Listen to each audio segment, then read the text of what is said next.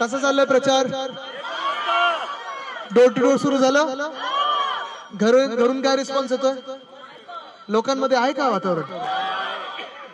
कारण ही निवडणूक संयुक्त महाराष्ट्राच्या लढ्यानंतर सगळ्यात महत्वाची निवडणूक आहे, निर्णायक निवडणूक आहे.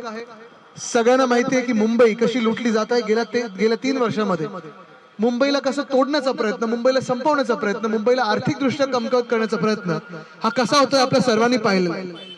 आणि हेच पाहून आणि हेच रोखण्यासाठी उद्धव साहेब आणि राज साहेब दोघं एकत्र आलेले आहेत. ते आपल्या मुंबईसाठी एकत्र आले आहेत, आपल्या महाराष्ट्रासाठी एकत्र आलेले आहेत.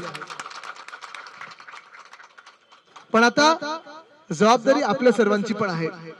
घरोघरी जे आपण जात आहोत, लोकांना दाखवून द्यायचं आहे. पहिली गोष्ट म्हणजे कदाचित आपण एकमेव पक्ष असू. हेरा कुठे पकडत? नाही नाही नाही,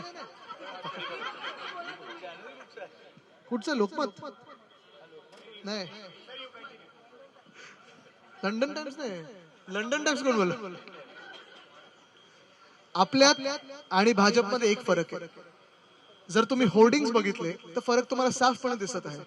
होर्डिंग्सवर आपण शिवशक्ती म्हणून गेल्या 25 वर्षाची कामं केलेली आहेत, ती कामं ठळकपणे आपण सगळीकडे दाखवलेली आहेत. जसं संजय पोतनीची जेव्हा तुम्ही नगरसेवक होतात, तुम्ही जी कामं केलीत, आपण सगळ्यांनी मिळून जी कामं केलीत ती आपण दाखवू शकतोय. आणि भाजपला विचारा, तुम्ही जे 2 चेहरे लावलेत त्या 2 चेहऱ्यांचं या महाराष्ट्राला महाराष्ट्र कमजोर करण्यापेक्षा दुसरं योगदान काय आहे हे त्यांना सरळ सरळ सवाल विचारण्याची वेळ आलेली आहे. आपण नुसतं मागे काय केलं ह्याच्यावर बोलत नाही, पुढे काय करायचंय. मला वाटतं कदाचित आपण अमित एकमेव असू ज्यांनी आपला वचननामा हा जाहीर करून टाकले, लोकांमध्ये केलेला आणि चर्चा सुरू झालेली. बरोबर ना? तुम्ही ऐकलं आम्ही जे काय बोलत होतो त्या दिवशी? प्रेझेंटेशन पाहिलं? काय काय आवडलं तुम्हाला त्याच्यातून? सगळं नाही, मला काही गोष्टी सांगा.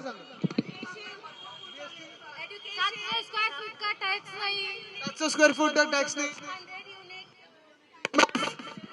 बरोबर आहे, म्हणजे मुद्दे अमित पोहोचलेले आपले. शाळांसाठी आपण ज्युनियर कॉलेज सुरू करणार आहोत. बरोबर आहे, 100 युनिट पर्यंत वीज मोफत करणार आहोत. बीएसटी ची दरवाढ करून आपण 10,000 इलेक्ट्रिक बस आपण मुंबई शहरात आणणार आहोत. आरोग्य सेवेत कॅन्सर हॉस्पिटल आहेच, तसंच आपल्याला 5 वैद्यकीय महाविद्यालय सुरू करायचे आहेत. कितीतरी गोष्टी आपण करत आहोत. ते 15 गोष्टी प्रमुख आहेत, पण बाकीच्या गोष्टी ज्या आहेत त्या आपण मुद्द्याचं बोलत आहोत. भाजपकडून सगळा प्रचार सुरू होईल, हिंदू मुस्लिम वर बोलतील, सगळं काय होईल.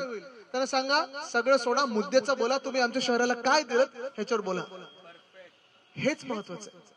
ही निवडणूक आपल्या शहरासाठी, ही निवडणूक आपल्या गल्लीसाठी, ही निवडणूक आपल्या आसपासच्या परिसरासाठी. हे जे काही वरतून येऊन सांगतील आपल्याला, धर्माचं बोलतील, जातीचं बोलतील, सगळं काही बोलतील, त्यांना सांगा सगळं सोडा, मुद्द्याचं बोला. जसं उद्धव साहेब आणि राज साहेब सांगत आहेत की आमच्या शहराबद्दल बोला, दुसरं कोण बोलतंय आम्हाला सांगा, आणि तर आम्ही तुम्हाला लढत देतो.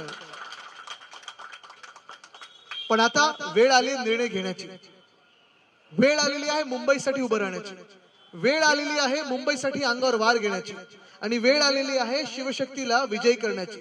मला तुम्ही सांगा, निवडणूक ही जिंकायचं जर तुम्ही ठरवलं असेल, ठरवलं ना, ठरवलं असेल तर आपलं चिन्ह कुठचं आणि मतदानाचा दिवस कुठचा? हा, नाही तर 15 फेब्रुवारी 15 मार्च समजतं, 15 जानेवारी ना. तर 15 जानेवारीला तुम्ही आता घरोघरी जाल तेव्हा कुठचं चिन्ह सांगाल? उद्धव साहेबांचं चिन्ह, राज साहेबांचं चिन्ह, मोठे साहेबांचं चिन्ह, मुंबईचं चिन्ह. मशाल मशाल मशाल, घरोघरी मशाल गेली पाहिजे. आणि हा जो अंधार आहे तो दूर करण्यासाठी मशालीवरच मतदान झालं पाहिजे.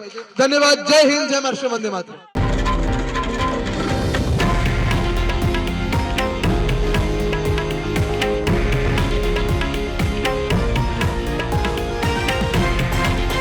हे आहे देशातील नंबर 1 न्यूज नेटवर्क आणि आपण पाहत आहात TV9 मराठी, एकमेव.